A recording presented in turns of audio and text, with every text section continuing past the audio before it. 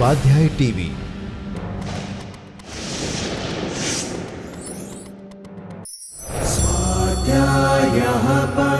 Doctor Baba Saheb Ambedkar open university.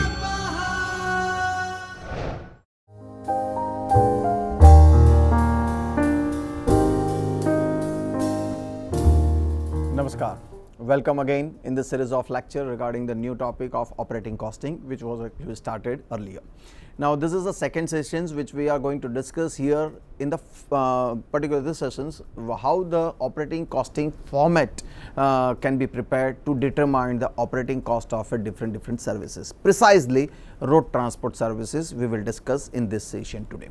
Along with that, we'll try to find out the few advantages of operating costing road transport services also, and then we will calculate the how passenger kilometer and ton kilometer also can be calculated. So these are the things which we are going to discuss in today's session. Now see here, in this particular first part, this is a pro forma of operating cost sheet and how the operating cost sheet format can be prepared. See here, if you are going to see, it is clearly defined and divided into a two part as we will discuss in the earlier session.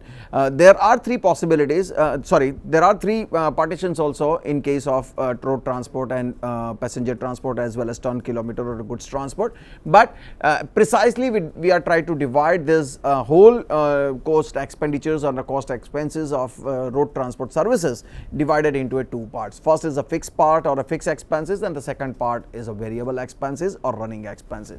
Now see, there would be a the title of the pro forma of operating cost sheet is the ABC Transport operating cost sheet for the month of so and so. We'll have to write the vehicle number of trips, how many number of trips they are actually having per month or per shift, and the distance traveled, how much kilometer actually run by this particular vehicle. Then the three columnar format has been prepared for the same, that is particular. Second is the annual or a monthly expenses, that is the total amount of expenditures, accumulated amount of expenditures of the respected head, and then the expenditures will be find out per unit. I precisely mentioned in the last session, if you remember, the whenever you try to determine the of the costing of the respected services, you need to have a certain clarification. The first is which type of services is actually you are calculated operating cost. The second is the cost of unit or a unit cost is precisely identified, which cost of unit would be considered in the particular calculation. And the third important thing is the how the expenditures has been distributed and partitioned. Maybe there are possibilities, there are more vehicles or maybe more than one vehicles, how the expenditures would be distributed among the vehicles or between the vehicles. So these are the basic questions which actually would be raised before you are going to calculate the cost of the particular services.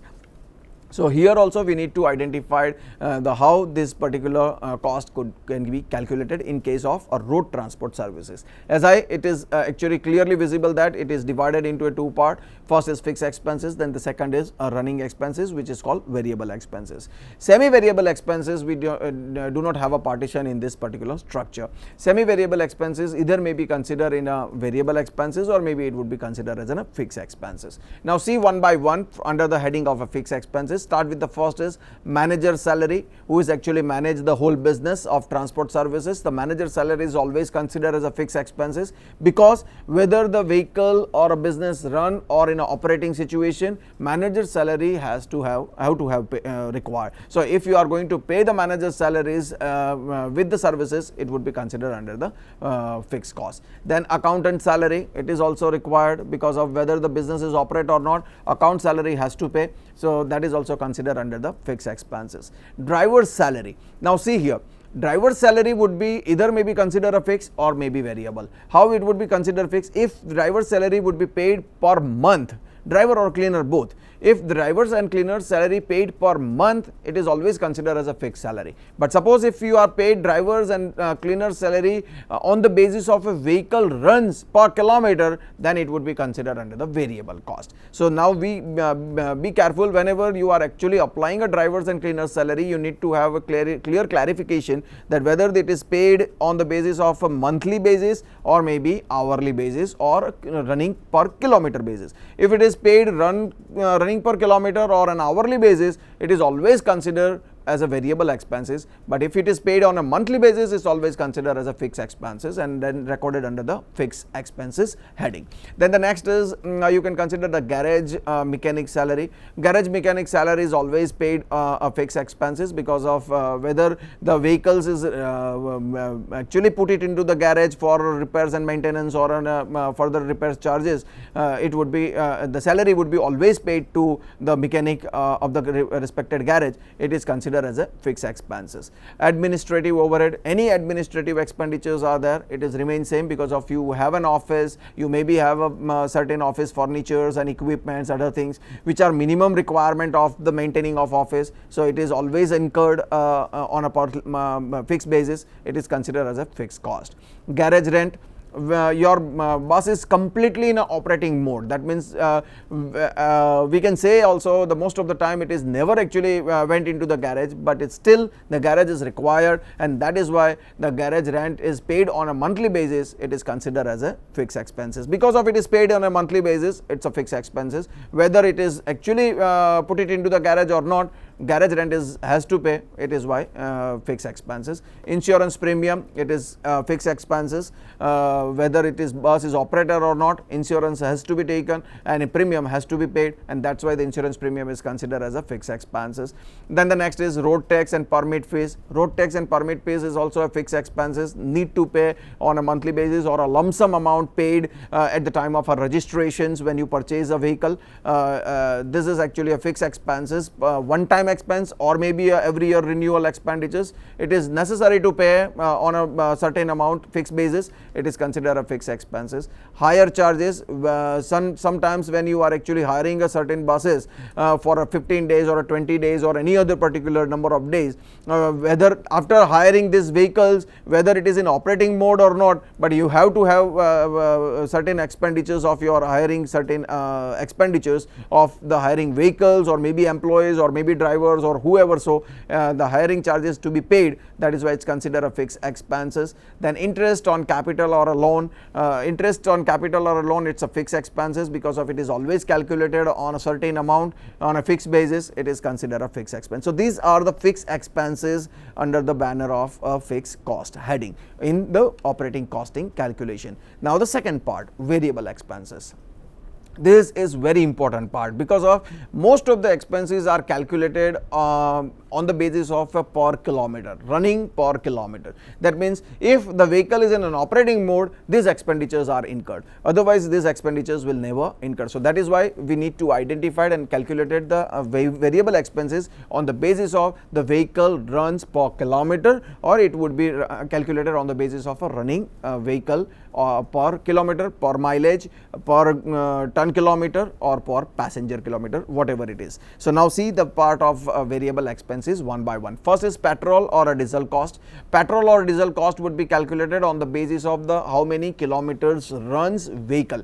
Now these expenditures would be calculated very interestingly. Now first is whatever the cost of petrol and diesel would be given, that would be given per liter cost would be given. Then they would clearly mention it the how many number of kilometers runs this vehicle per month per annum. So now on the basis of this we need to calculate the how much amount of petrol and diesel cost incurred on a specific period or a specific period of time. So that means suppose if it is given a 10 rupees petrol per liter and the vehicle runs 50,000 kilometers per annum, or maybe you can say 5,000 kilometers per month. So now how much amount of petrol cost would be incurred? Very simple way, the 5,000 kilometers runs per month, the petrol cost and diesel cost is given 10 rupees. It's an example, 10 rupees per liter. So it is very simply calculated that the 10 rupees per kilometer, the 5,000 kilometers, it would be around 500 rupees. So in this way you can easily calculate the petrol or diesel cost would be 500 rupees, because of it is given an average. How much average has been given? That's 10 kilometers per 10 rupees. It means that it shows that the how much amount of average it's actually received per kilometer. It is received an average, it's per cost is incurred, it's per kilometer 1 rupee. How many kilometers run per month? It's 5,000 kilometers runs per month. So 5,000 multiplied by 1 rupee per kilometer per kilometer cost, multiplied by 5,000, the total amount of petrol and diesel cost would be 5,000 rupees. Then the lubricating cost. Lubricating oil is required. If the vehicle is runs, this oil is actually incurred, this cost would be incurred, and it would be considered as a variable cost. Tire and tube allocation. Tire and tube allocation is also incurred on the basis of the vehicle runs, so it is also considered a variable cost. Spare parts, it's a variable cost. Whenever the repairs and maintenance required, the spare part expenditures are incurred. So whenever it is damaged, you need to replace it, and at that point of time these expenditures are incurred, so it's considered as a variable cost. Repairs and maintenance, wherever it is, this is sometimes it's considered as a semi-variable expense, but repairs and maintenance would be considered here the variable expenses more suitable, because of repairs and maintenance expenditures are incurred as and when it is actually needed, and that's why it's considered as a variable expenses. Depreciation, there are two possibilities. One is depreciation could be considered under the fixed cost also, and you can consider as a variable cost also. When it is considered as a fixed cost, suppose the depreciation is considered as a straight line method. How? Suppose this vehicle cost is 5 lakh rupees, and this vehicle will be running 10 years maximum. It means that the 5 lakh rupees, it's a cost of vehicle, and it runs maximum 10 years. It means every year 50,000 rupees depreciation. That is a fixed expenses, and that's why it's considered a straight line method. Fixed expenses of a depreciation of a vehicle would be considered under the fixed expenses. But if the depreciation would be charged running per kilometer, or vehicle runs as per the kilometer, if the depreciation would be charged, so then it would be calculated as a variable expense. How it would be calculated? Simply, suppose the vehicle actually purchased at the cost of rupees 5 lakh, and then they mention it, this vehicle will run maximum 1 lakh kilometer. So it means that if it runs maximum 1 lakh kilometer, its cost is 5 lakh kilometer. How many kilometers runs per month or per annum? Maximum this vehicle runs per annum 15,000 kilometers. So we need to calculate it. So first is, this is 1 lakh kilometer total capacity of mileage. It cost is 5 lakh rupees. If it runs per annum 15,000 kilometers, what would be the cost? According to this, it would be calculated, and this, if you are going to calculate a depreciation by this way, it would be considered as a variable expense. So there are two possibilities. One is depreciation. If it is considered as a straight line way or a simple distribution calculation, it would be as a fixed cost, and if you are calculated on the basis of a running per mile or running per kilometer, then this would be considered as a variable expenses. Moving to the next point is drivers and cleaners salary. As I mentioned earlier, if it is actually paid per trip, per kilometer, per hour, then it would be considered as a variable cost. Now see, one by one the cost total. First is fixed cost total. It would be considered A, and find out the per unit or per kilometer in the third column. Then same way variable cost total would be identified and divided by the total unit would be identified per unit per kilometer cost. Then total of A and B, that is your operating cost. So this is the way to find out the operating cost as per the particular services. This is an example to calculate the operating cost for a transport services. It does not mean when you are going to calculate the operating cost for hospital and hotels and canteen and theater is differ. Format is very much similar. That means if you are going to calculate the operating cost for hospitals, hotels, canteens, theaters are also remain same. The calculated of expenses are divided into a two part, fixed and variable. Maybe in hospital or in other way it would be divided into a three part, but other than that maybe all the expenditures are divided into a two part like this. A is a fixed expenses, fixed cost. B is a variable expenses or a running cost. We'll have to divide their cost for total fixed expenditures and variable expenditures, find out per unit cost, and then make a total of a per unit cost of A and B would be operating cost of any part of services or any service rendered provided by the business class people. So this is a precise format for calculation of operating costing. If you understand this format, then this would be a very easy to identified and calculated operating cost. So what are the main things for calculation of operating cost? One, we need to identify the first is business, which type of business. Second is we need to identify the cost of unit, that is very important. Then the third is we need to identify the expenditures can be divided into how many parts, whether in 2 parts or in a 3 parts, and then the format where the expenditures are actually recorded. Need to identify and clarify whether this is in a fixed expense or in a variable expense. If you have an idea of all this, it would be very easy to calculate the operating cost so far. So this is the way to explain and understood the operating cost pro forma. Now moving to the next point, that is advantages of operating cost. Here we are going to discuss precisely the advantages of a road transport. See, the first advantage, operational efficiency of a transport services can be judged by the utilization ratio. Why it is actually calculated and identification through the utilization ratio? Because of they need to identify the how many kilometers it runs total and how much capacity of available kilometers of the particular vehicle. For this, we need to calculate the certain variable expenses. As I already mentioned, the variable expenses is calculated on the basis of the utilization of the vehicle. So suppose if the vehicle have a capacity of 1 lakh kilometer, but if it runs only per annum 15,000 kilometers, the utilization of the precise period is only 15,000 kilometers. So we need to calculate the certain expenditures which are actually recorded under the running expense or a variable expenses as per the utilization of vehicle of the respected period, and for that this formula would be helpful. And the formula is very clear: the number of ton kilometer or a passenger kilometer used in a specific period divided by the number of available kilometers or a passenger kilometer total mileage or total availability multiply by 100. For this, whatever the calculation is received, that is your answer for the calculation of expenses incurred for the precise period. Next is fuel consumption per kilometer also can be compared. You can compare your fuel consumption. Suppose if your fuel consumption per kilometer it comes 3 rupees.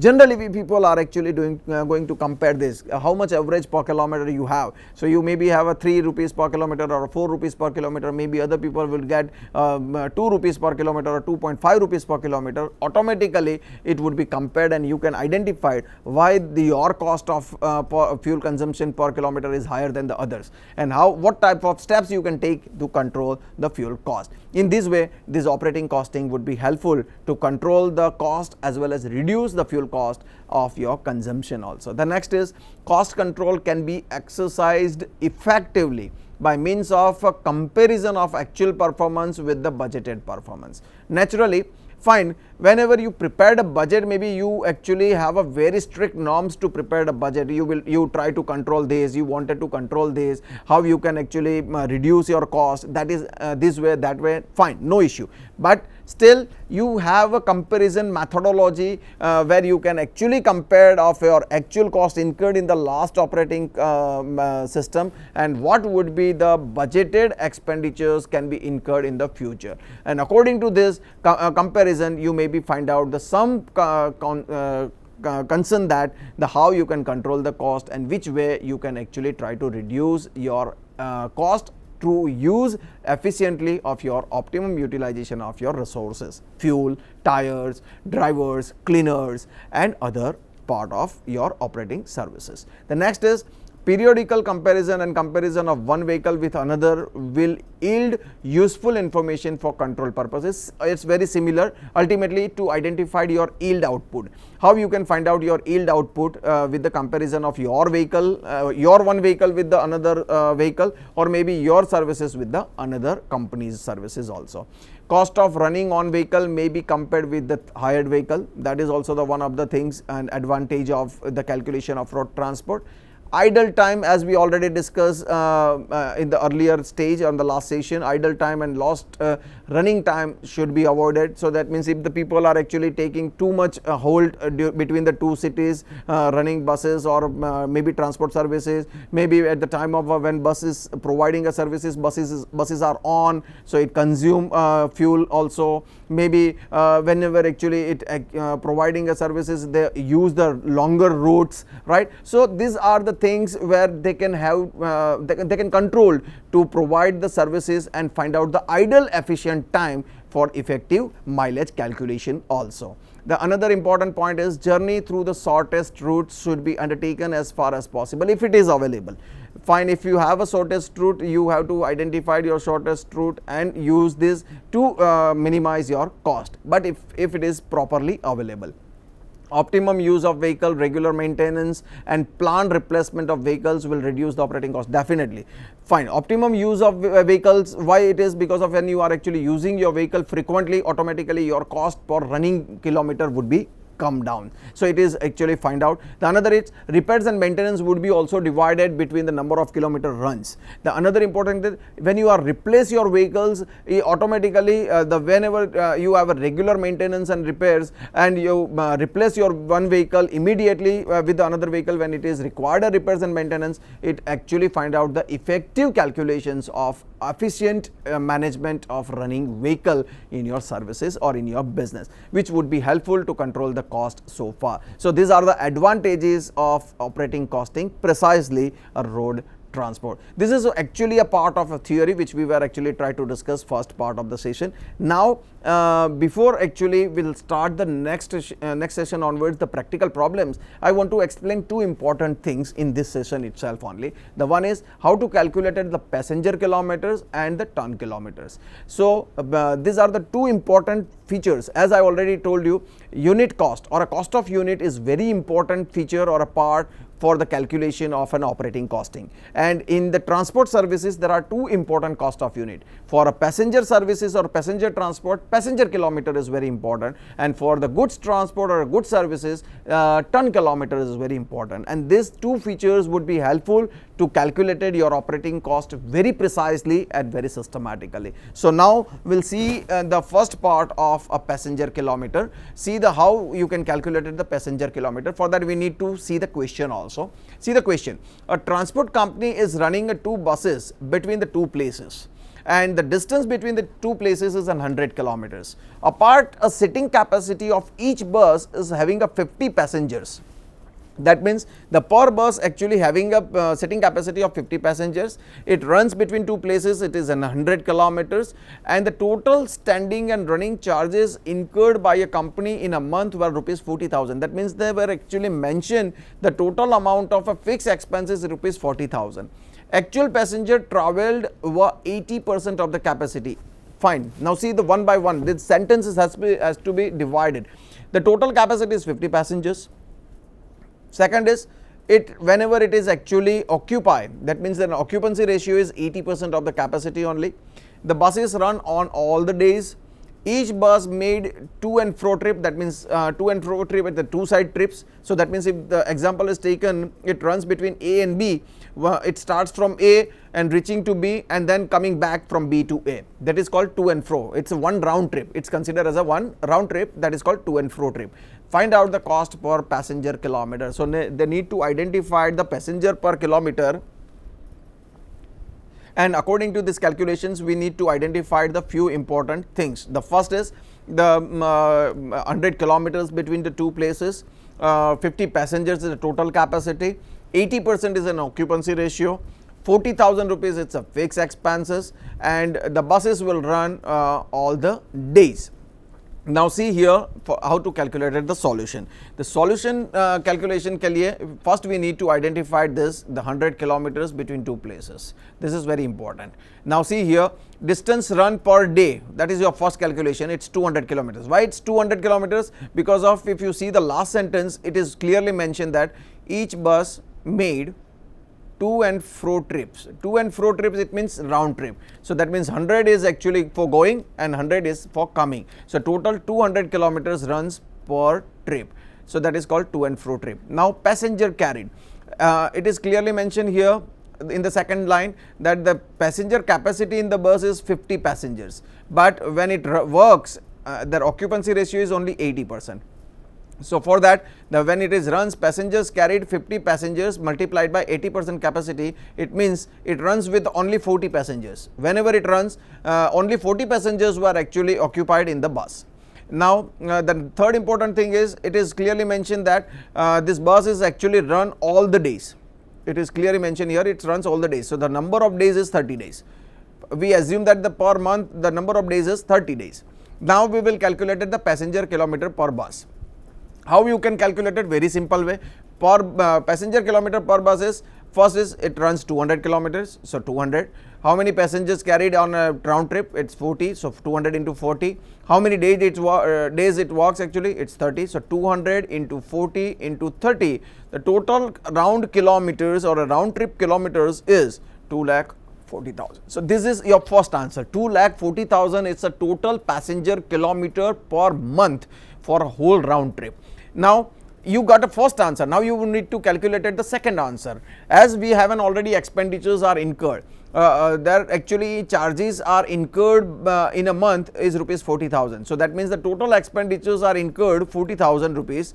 And how many buses are actually runs? The transport company is running 2 buses, right? So here passenger kilometers 2,40,000 rupees, it's per bus, multiplied by 2 bus. It means that the total amount of a passenger kilometer for 2 buses are 4,80,000. This is the total number of kilometer runs by both the buses, and for that their operating cost is only 40,000 rupees. Sorry, or we can say operating cost is, why operating cost? Because of we don't have any variable cost is given in this question. Only fixed expenditures are given, so that's why we calculated on the basis of fixed expenses only. Total operating cost is 40,000. Now if you are going to see the previous slide, this is a formula where we can use the calculation of operational efficiency. How you can find out the operational efficiency? Number of ton kilometer passenger kilometer used or the expenditures are incurred divided by the number of kilometers runs in a per month. So the cost per passenger kilometer is 40,000 rupees expenses incurred divided by 4,80,000 kilometers actually runs these 2 buses. So it find out the answer is 0.083. It shows that 8.33 paisa per kilometer. The cost is actually 8.33 paisa. How many kilometers it runs? It's 100 kilometers runs. So if you want to convert into a rupees, 8.33 multiplied by 100 kilometers, which would be comes into 133 paisa, which you can convert it into a rupees also. And the later part of the stage you can actually identify the calculation along with the profitability, the amount of cost per kilometer raised for the per passenger also. So this is a way for the calculation of a passenger kilometer. Very simple way. When you are going to calculate the passenger kilometers, be conscious. The first is you need to identify the buses, how many number of buses are running between the 2 cities. Second is how many kilometer it runs. Third is the amount, how many capacity of carried by each buses. What is the occupancy of the per buses? And these are the features. That means the number of buses you identified, kilometers you identified between the 2 cities, whether it is a round trip or only one-way trip, then how many number of passengers are sitting capacity in the bus, whether it is a full occupied or it is occupied on the basis of certain percentage, and then you find out the each individual answer. Then you multiplied all these answers for the calculation of passenger kilometer. Once you get the first answer, number of passenger kilometer, then you have to divide this number of passenger kilometer to the total expenditures are incurred, which would be identified your answer, the passenger kilometer or passenger per kilometer. So this is the way to find out in case of the any transport services involved and providing a services for a passenger transport. This is the cost of unit for providing a services of passenger transport. Now we'll move to the next part, the second example, that is the ton kilometer. How you can find out if the company involved providing a services of a goods transport. See the second question. The question is, transport undertaking operates a fleet of lorries for carrying goods between 2 places A and B. The distance between A and B is 100 kilometers. each lorry operates 25 days in a month. So now see the one by one. First is actually the lorry runs between two places, that is A and B. Second, the kilometers between two places is 100. Third, each lorry actually operates 25 days in a month.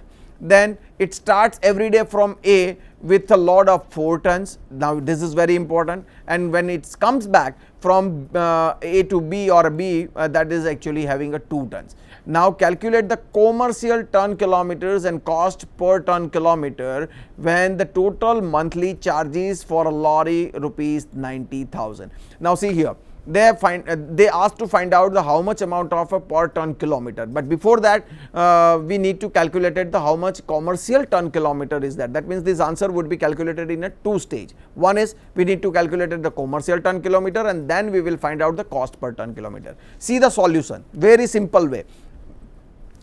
In the previous question, we were directly multiplied the total number of kilometers by 2 buses. Why? Because of both the buses capacities remain same only, and sitting capacity is also same, carrying capacity is also same. So that's why there would be no different calculations for a one bus or a second bus. Here the trucks are actually having the same capacity, but when it actually goes for an outward trip, their total capacity is different, that is 4 ton. And when it return back, that capacity is almost reduced by 50%. That's why we need to calculate it in a different way. See the outward trip, how many days it works? It works 25 days. How many kilometers between the two places? That is 100 kilometers. Outward trip, listen, it is an outward trip, to and fro trip capacity is different. So 100 kilometers multiplied by 4 ton capacity. Now see here, the 25 days, 100 kilometers, 4 ton, it is 10,000 ton kilometers, right? Now return trip, 25 days, 100 kilometers, but it is only 2 ton. So that's why the 5,000 ton kilometers. The total commercial ton kilometer is 15,000. And the transport company operates a fleet of lorries. That means only one lorry. At present we are going to calculate it and concentrate only one lorry. So that's why the commercial ton kilometer for one lorry is 15,000 kilometers. How much total expenditures is incurred? Here it is written 90,000, but when it is calculated it's 9,000. So we calculated on the basis of 9,000 only, just rectified it. Cost per ton kilometer is equal to 9,000 rupees divided by 15,000 ton kilometer. This 10 is cancelled from the question, right? So now 9,000 rupees, it's a total expenditures incurred divided by 15,000 ton kilometer. The answer is 0.60 per ton kilometer. This is your final answer. It means that whenever the ton kilometer is calculated, you need to calculate the ton kilometer on the basis of the how many trips are actually runs between the two places, what is their carrying capacity between the two places at the time of outward trip or a return trip, how much actually effective mileage has been done between the two places as per the calculation.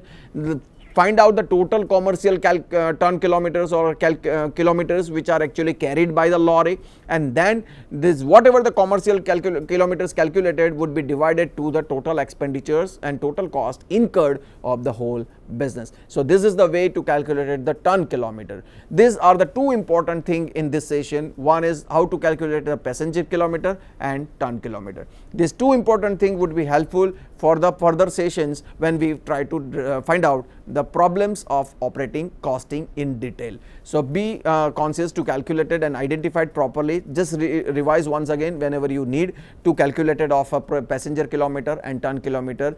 For the next sessions, we'll discuss the problems of operating costing. This is what I want to say for this session. Thank you very much. Namaskar.